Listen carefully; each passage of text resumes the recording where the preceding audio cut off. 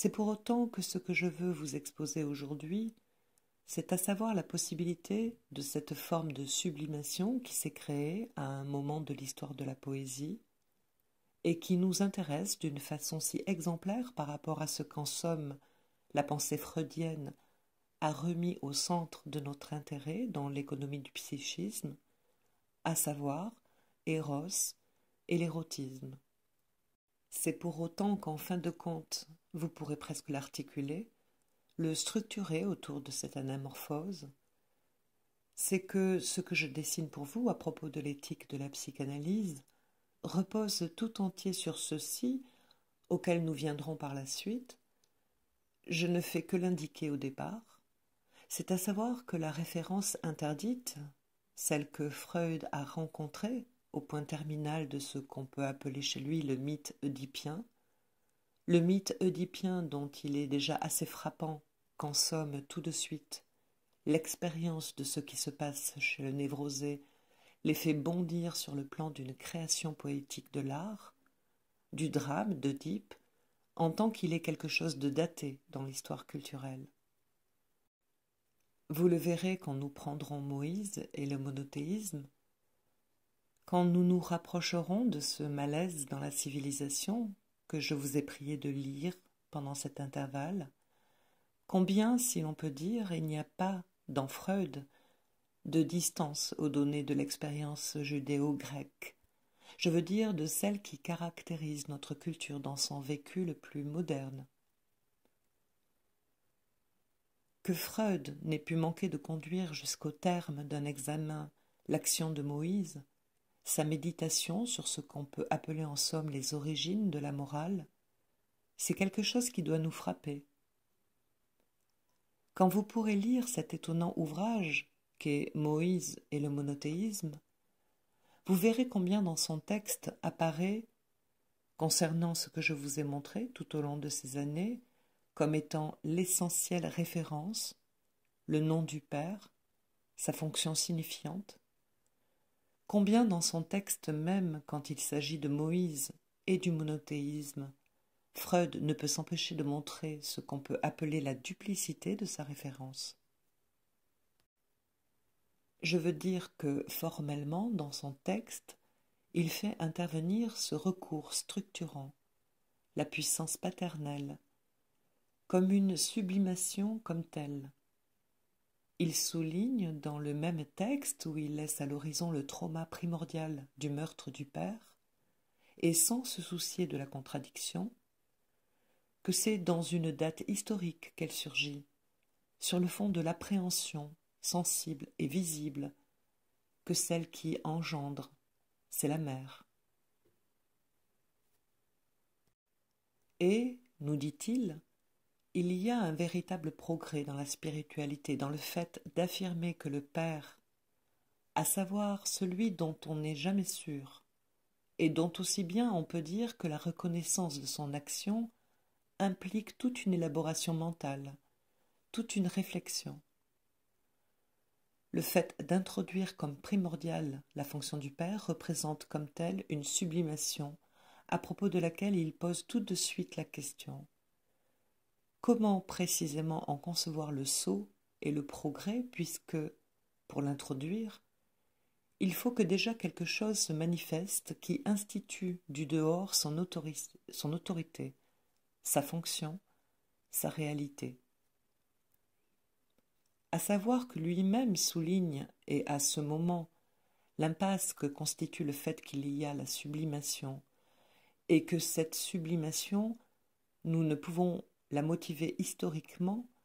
sinon précisément par le mythe auquel il revient, mais dont, à ce moment-là, la fonction de mythe devient tout à fait latente.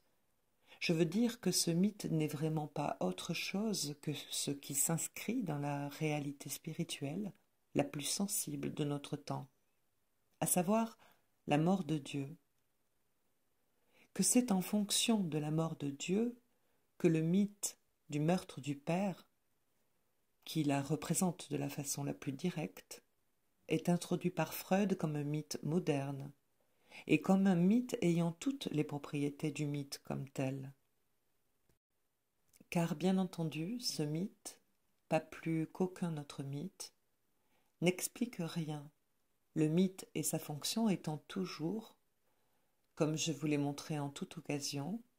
comme je l'ai articulé, m'appuyant sur Lévi-Strauss à cette occasion, et sur tout ce qui a pu venir nourrir sa propre formulation, cette sorte d'organisation signifiante, d'ébauche, si vous voulez, qui s'articule pour supporter les antinomies de certains rapports psychiques à un niveau qui n'est pas simplement de tempérament, d'une angoisse individuelle,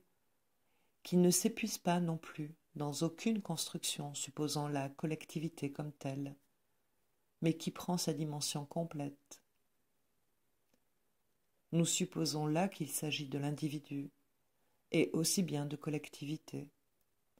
Les deux ne présentent pas entre eux d'opposition qui soit telle au niveau où il se passe. Il s'agit du sujet en tant qu'il est précisément à pâtir du signifiant, et que dans cette passion du signifiant surgit le point critique dont l'angoisse n'est à l'occasion qu'un affect jouant le rôle de signal occasionnel. Nous sommes donc portés à l'intérieur même du point où Freud pose la question de la source de la morale, où il a apporté cette inappréciable connotation qu'il a appelée le malaise dans la civilisation, autrement dit ce quelque chose de déréglé par quoi une certaine fonction psychique, le surmoi, semble trouver en elle-même sa propre aggravation, une sorte de rupture des freins qui assurait sa juste incidence. Il reste, à l'intérieur de ce dérèglement même, que ce dont il s'agit, c'est à savoir comment, dans quelle mesure nous pouvons concevoir ce qu'il nous montre, au fond de la vie psychique, les tendances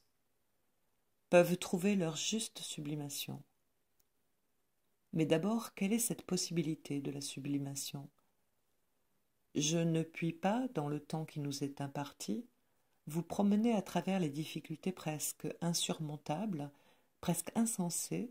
auxquelles se trouvent confrontés les auteurs chaque fois qu'ils ont essayé de donner un sens à ce terme de sublimation. Il y a tout de même quelque chose que je voudrais bien qu'un jour l'un d'entre vous fasse. Se rendre à la Bibliothèque nationale pour prendre connaissance de cet article qui est dans le tome 8 d'Imago de Bernfeld, qui s'appelle Bermerkungen zur Sublimierung. Cela prendrait 20 minutes s'il nous en faisait ici le résumé. Bernfeld était un esprit particulièrement ferme dans cette seconde génération, et les faiblesses vers quoi vient, en fin de compte, à s'articuler ce qu'il pose concernant la sublimation, sont tout de même bien faites pour nous éclairer. Je veux dire qu'il se trouve fort gêné d'abord par la référence que Freud donne aux opérations de la sublimation, d'être toujours éthiquement, culturellement, socialement valorisé. Cette sorte de critère externe au psychisme laisse assurément dans l'embarras, et certainement une telle référence mérite en effet, par son caractère extra-psychologique, d'être mise en relief, en valeur, pour tout dire d'être critiquée. Nous verrons que ce caractère fait moins de difficultés qu'il semble au premier abord.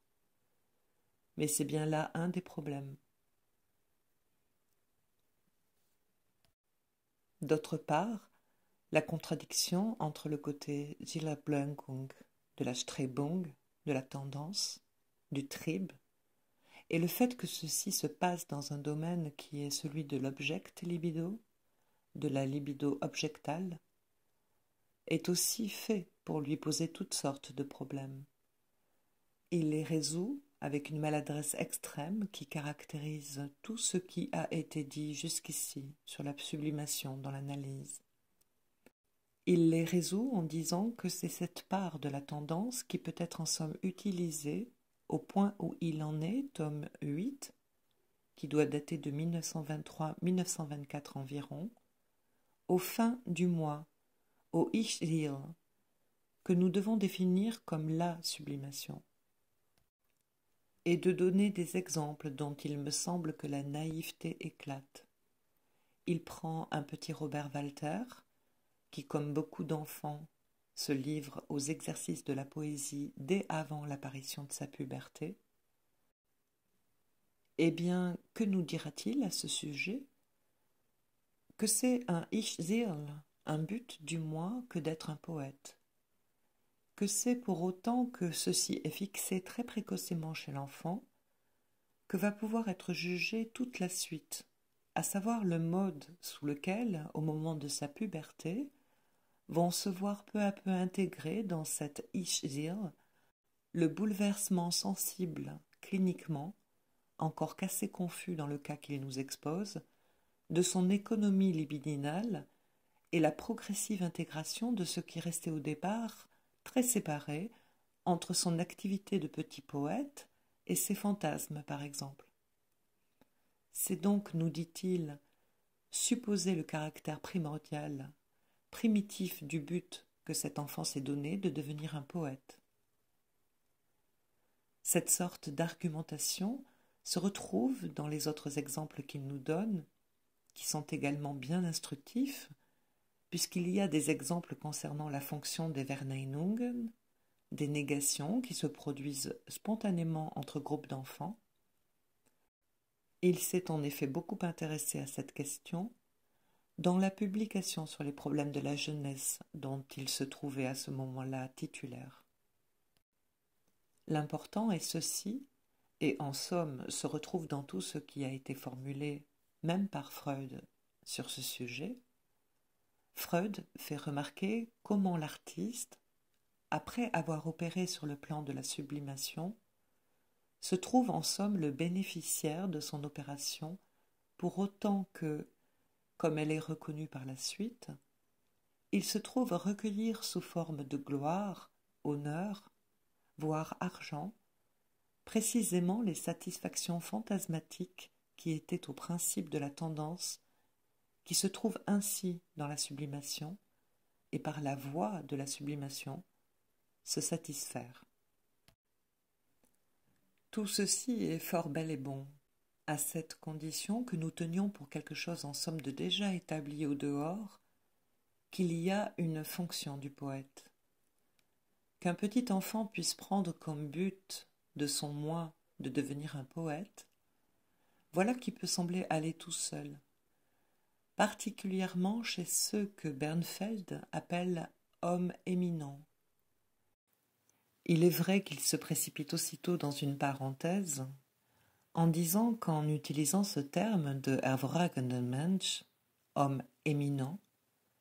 il veut le dépourvoir le plus qu'il se peut de toute espèce de connotation de valeur, ce qui est bien tout de même la chose la plus étrange qu'on puisse dire à partir du moment où il a fait intervenir une notion comme celle d'éminence. Pour tout dire, la dimension de la personnalité éminente est inéliminable à l'origine de certaines élaborations, et aussi bien nous voyons dans Moïse et le monothéisme qu'elle n'est pas éliminée, mais mise par Freud au premier plan. Ce dont il s'agit là est bien originellement de décrire, de situer la possibilité d'une fonction comme la fonction poétique dans un consensus social à l'état de structure. C'est cela qui doit être justifié, et non pas simplement les bénéfices secondaires qui, individuellement, y entrent, s'y mettent à l'épreuve et à l'exercice. Eh bien, ce que nous voyons à une certaine époque de l'histoire, qui se trouve nous intéresser pour autant qu'elle fait intervenir, de la façon la plus directe, le principe d'un idéal qui est celui de l'amour courtois,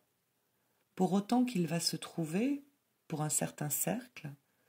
aussi limité que nous le supposions, au principe d'une morale, de toute une série de mesures, de comportements, d'idéaux de loyauté, de mesures, de services, d'exemplarité de la conduite. Tout ceci va tourner autour de quoi? D'une érotique.